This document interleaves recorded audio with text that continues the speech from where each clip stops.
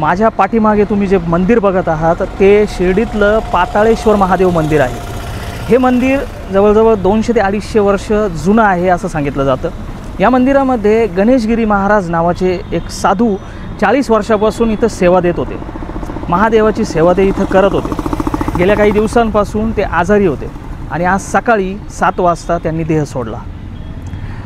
साधू असल्यामुळे त्यांना स्मशानभूमीमध्ये त्यांचा अंत्यविधी केला जाणार नाही असं त्यांच्या भक्तांचं म्हणणं आहे। सर्वात आधी भक्त त्यांना शिर्डीच्या सुपर स्पेशालिटी हॉस्पिटलमध्ये घेऊन गेले। डॉक्टरांनी त्यांना चेक केल्यानंतर मृत घोषित केलं, परंतु मृत घोषित केल्याचा कोणताही पुरावा त्यांनी भक्तांना दिला नाही आणि त्यांना तसंच बॉडी घेऊन जाण्यास सांगितलं आणि सांगितलं की जर तुम्हाला मृत घोषित झाल्याचा पुरावा लागत असेल, तसा काही कागद लागत असेल तर त्यांचं पोस्टमॉर्टम करावं लागेल म्हणून। पण जे भक्त आहेत ते बाबांच्या शवविच्छेदनासाठी तयार झाले नाही। त्यांचं म्हणणं होतं की साधूंचं शवविच्छेदन होत नाही, त्यांना समाधी द्यावी लागते। तर ती समाधी देण्यासाठी त्यांनी याच मंदिराच्या शेजारची एक जागा निवडलेली आहे। त्यांनी पोलीस स्टेशनला फोन केला। पोलीस स्टेशनने त्यांना सांगितलं की तुम्ही नगरपंचायतीला कॉन्टॅक्ट करा। नगर परिषदेने सांगितलं तर आम्ही तिथं येतो आणि नगर परिषदेला फोन केल्यानंतर तिथल्या मुख्याधिकाऱ्यांनी सांगितलं की आम्ही काय तिथे येऊ शकत नाही, तुम्हाला ज्या पद्धतीने करायचं असेल त्या पद्धतीने त्यांचा अंत्यविधी तुम्ही करून टाका। आता प्रश्न असा निर्माण होतो की शिर्डीमध्ये 5 तारखेला अमित शहा यांचा दौरा आहे। देशाचे गृहमंत्री अमित शहा शिर्डीमध्ये साईदर्शनासाठी येणार आहे।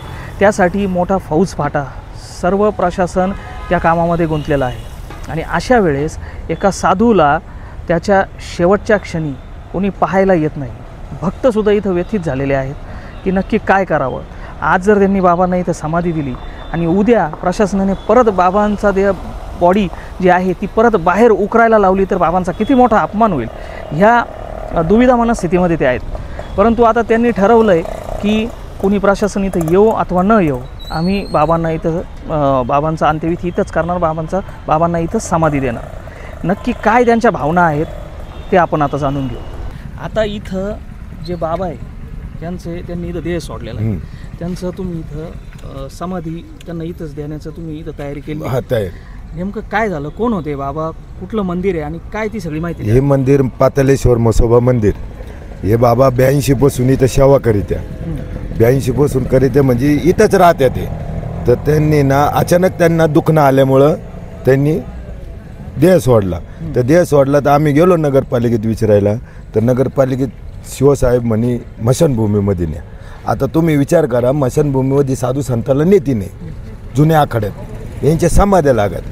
तर आमचा एकच प्रश्न आहे का आमची जागा आहे तर आम्हाला आम्ही तुमची परवानगी का घेतली का नको आम्हाला पुढं अडचण यायला, तर आम्ही तुमची घेतली नाही तर आम्ही परस्पर केलं असतं। याच्या मागे समाध्या घेतलेलं आहे, इथं भरपूर समाध्या आहे बाबा लोकांची। तर आम्ही तुमचे एक माणुसकीच्या नात्याने तुम्हाला समाधी घ्यायला म्हणजे बाबांचा स्वर्गवास झालेला आहे, कसं काय कळलं तुम्हाला? बाबांचा स्वर्गवास म्हणजे बाबा मी 9 वाजेपर्यंत सेवा करीत होतो धुतलं मंदिर। मी कामाला गेलो, कामावर गेलो, पोरं होते इथं। आता पोरं कंटिन्यू राहते 1-2 बाबांच्या सेवासाठी, कोण चहा आणून दे, कोणी जेवण आणून। तर त्यांना ह्या पोरांना कळालं का बाबा डायरेक्ट देह सोडला। मला फोन केला तर मी आलो। मग मी पाहिलं तर बाबांचं नसं चाललं, काही चाललं। तर आम्ही सुपरला नेलं, सुपरला दवाखान्यात नेलं। तर ते म्हणे काय करायचं, म्हणलं तर तुम्ही पहा म्हणलो। तर म्हणे हे बाबा डेड झालेले। तर म्हणलं मग कागदपत्र द्या। ते म्हणे मग पोस्टमॉर्टम करा। आता बाबा लोकांचं पोस्टमॉर्टम करता जात नाही बाबा लोकांचं। तर त्यांना म्हणलो असं तर ते म्हणे मग तुम्ही घेऊन जा, आम्हाला कागद नाही दिला, काही नाही दिला। तर मग आम्ही शिवसाहेबांना विचारलं तर शिवसाहेब म्हणे इथं नका घेऊन, मशानभूमीमध्ये घ्या। आता विचार करा तुम्ही, बाबा इथं 55 वर्षापासून आहे, 50-55 वर्षापासून मी सेवा इथंच केलेली, बाबांचं जेवणही इथंच गेली आणि बाबांना दुसरीकडे न्यायचं म्हणजे। तू आता तिथं बाबांनी सकाळी माझ्यासमोर आहे ना प्राण सोडले। मी आलो सकाळी इथं 11:30च्या सुमारात, दर्शन घेतलं, घंटे वगैरे वाजवले, बाबांना आवाज दिला। बाबा त्यावेळेस आहे ना सिरियस होते. मला काय वाटलं बाबा आराम करतायत काय, पण मी बाबांना हलवल्याचा प्रयत्न केला. बाबांनी काय आवाज नाही दिला, काय नाही. मग मी घाई ना मला कळून चुकलं, तर म्हणलं बाबांची तब्येत थोडी सिरियस आहे. मग मी भाऊला फोन केला, भाऊला सांगितलं माझे गावातले सगळे परिवार आहे आम्ही, म्हणजे जे आम्ही बाबांच्या कॉन्टॅक्टमध्ये सगळ्यांना सांगितलं का म्हणलं बाबांची तब्येत बरोबर नाही आहे, थोड्या वेळाने या आणि बाबांना भेटून जा, नाही का, तब्येत बरोबर नसल्यामुळं. तर मग मी सगळ्यांना सांगितलं. इथं परत आल्यानंतर आम्ही बसलो, ते आमचे डांगे पाटील आहे, आम्ही बसल्यानंतर आम्ही बसलो आणि बाबांच्या तोंडातून आपोआप फेस आल्यानंतर आम्हाला वाटलं बाबांना श्वास घ्यायला प्रॉब्लेम होतोय, कारण की नाकाने तर बाबा श्वास घेत नव्हते, तोंडानेच घेत होते. म्हणलं कप वगैरे बाहेर आला असेल.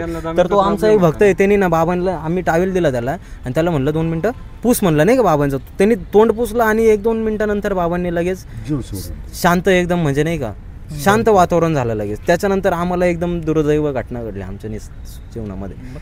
आम्हाला ना तुम्ही हॉस्पिटलला कसे घेऊन गेले? हॉस्पिटलला ॲम्ब्युलन्समध्ये फोन केला. हे आमचे भाऊ आहे सरकारी ड्युटीमध्ये कामाला आहे, यांनी बोलवलं. ॲम्ब्युलन्सवाल्यांना फोन केला 108 नंबरवर. ते आले, त्यांना गाडीमध्ये घेऊन गेलो आणि आम्ही मग नंतर पिंपळवाडी मार्गेला आमचे जे आखाड्याचे जे गिरी लोकांचे जे आहे ना, तर आम्हाला यांचं समाधीबद्दल काही अनुभव नाही. तर मग आम्ही म्हणलं साधू संतांना सांगावा कसं काय सिस्टीम आहे. मग आम्ही गेलो, तर आम्ही गेल्यानंतर तिथं ते बाबाही नव्हते. मग आम्ही तिकडून परत आल्यानंतर इथं पाहतो तर बाबा नव्हते. हे भाऊ लोक सगळे दवाखान्यात घेऊन गेले. दवाखान्यात गेलो आम्ही, बाबा एक बेडवर होते एक साईडला.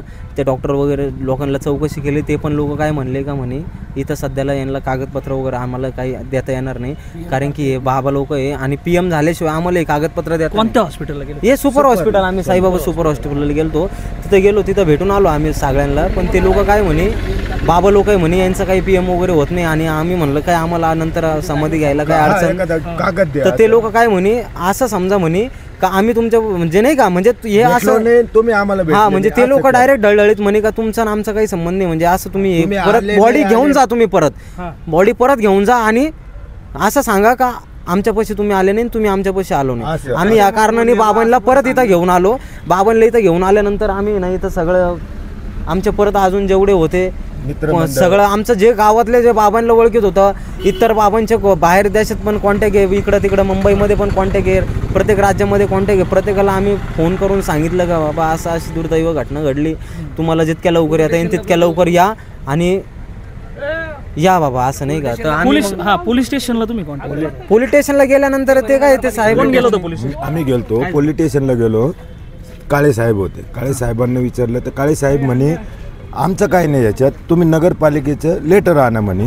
आम्ही काहीच ऑब्जेक्शन, फक्त आम्हाला जर नगरपालिका म्हणली इथं चला तर आम्ही येणार, तिथं तुम्हाला हे करणार, म्हणजे केस कारवाई करणार आम्ही, तुम्ही आधी परवानगी घ्या. आम्ही शिवसाहेबांना भरपूर प्रयत्न केला फोन करायचा, पण शिवसाहेब डायरेक्ट म्हणे मशानभूमीला जाऊ द्या.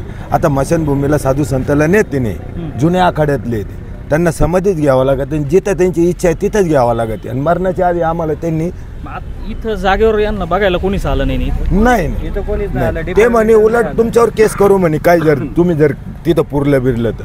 आता उद्या जर तुम्ही इथं बाबांना समाधी दिली, आता बाबा गेलेले तुम्ही त्यांना समाधी दिली आणि उद्या जर एखादा अधिकारी आला नगरपालिकेचा येऊ द्या किंवा पोलीस स्टेशनचा आणि ते जर म्हटले का यांचं मृत्यूपत्र दाखवा किंवा यांचं जे घोषित केलं ते दाखवा, तर तुम्ही काय करणार? तिथं हजरच नाही केलं, तिथं आपलं हे नाही घेतलं, रजिस्टरला घेतलंच नाही, तर मग कसं काय देणार? त्यांनी जर कोणावर आरोप लावले, आता तुम्ही सगळे बाबांचे भक्त आहे, तुम्ही काय असं काही करू शकत नाही, पण त्यांनी जर उद्या असे काही आरोप लावले की बाबांचं तुम्ही चेक नाही केलं व्यवस्थित, बाबा गेलेले होते का नाही आणि तुम्ही जिवंत माणूस पुरला, आता ती बॉडी परत बाहेर काढा आणि त्याचं पोस्टमॉर्टम करा, तर अशा वेळेस तुम्ही काय करणार ते सांगा.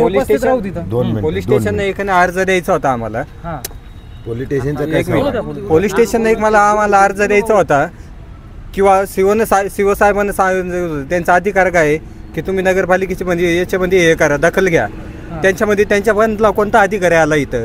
कोणता आला अधिकारी? सगळ्यांना रिक्वेस्ट केली, सगळे प्रयत्न करून सुद्धा कोणी येत नाही. आता शेवटी तुम्ही तुमच्या पद्धतीने आमचा निर्णय आम्ही स्वतः घेतला.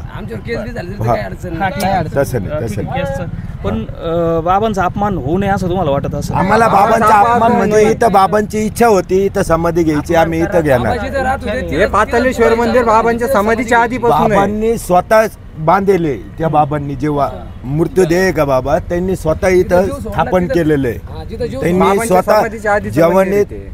82 पासून इथं येते बाबा आणि इथं सेवा करते. मग आता त्या बाबांना दुसरीकडे नेऊन पुरायचं जाळायचं असं आणि योग्य आम्ही नाही. जिथं साधू संतांच्या मठावर जाऊन आलो पिंपळवाडी मार्गेला त्या बाबांच्या, तर ते लोक काय म्हणे जिथं बाबांचे प्राण जाते का म्हणे त्या ठिकाणीच म्हणे बाबांचे ना समाधी लागल्या जाते, असे साधू संत इतर ठिकाणी आम्हाला समाधी सांगतात. लागल्या जात नाही म्हणे. हा, आणि स्मशानभूमीमध्ये नेऊ नका म्हणे, कारण साधू संत जुन्या आखाड्यातले आणि बाबांचं स्मशानभूमीमध्ये दुःखद नेतील. निधन झालेलं आहे खूप, म्हणजे एकदम काय आता ते पण त्याच्यामध्ये आहे ना याच्यानंतर बाबांची बाबांना समाधी बसून घेतल्यानंतर याच्यानंतर कोणती प्रोसिजर व्हायला नको की काय कोणती केस भानगडी व्हाय, केस जरी झाली तर कसं अडचण नाही काही. हे कारण हे साधू संतांचं मंदिर आहे, त्यांचंच हे मंदिर कोणा आहे. बाबांच्या समाधीपासूनचं मंदिर आहे. त्याच्यामुळे ना पागलीगिरी बाबांची बी समाधी कुठं घोटीमध्ये झालेली, मंदिरात झालेली, घोटीमध्ये स्वतः झालेली, मंदिरात. स्वतः मंदिरामध्ये झालेली. त्याच्यानंतर गोडबोले बाबांची समाधी होती, तिथं JCB-नं समाधी तोडून तोडून टाकली. झाली. समाधी होती वाडापाशी, ती JCB-नं तोडून टाकली. इथं एक गुंडेगिरीची समाधी होती, गुंडेगिरी बाबा- ते तोडून त्याच्यानंतर ही टाकली. प्रोसिजर झालेली. आमचं दुसरं काहीच नाही. अगोदर भरपूर समाध्या लागलेल्या आहे बाबांच्या.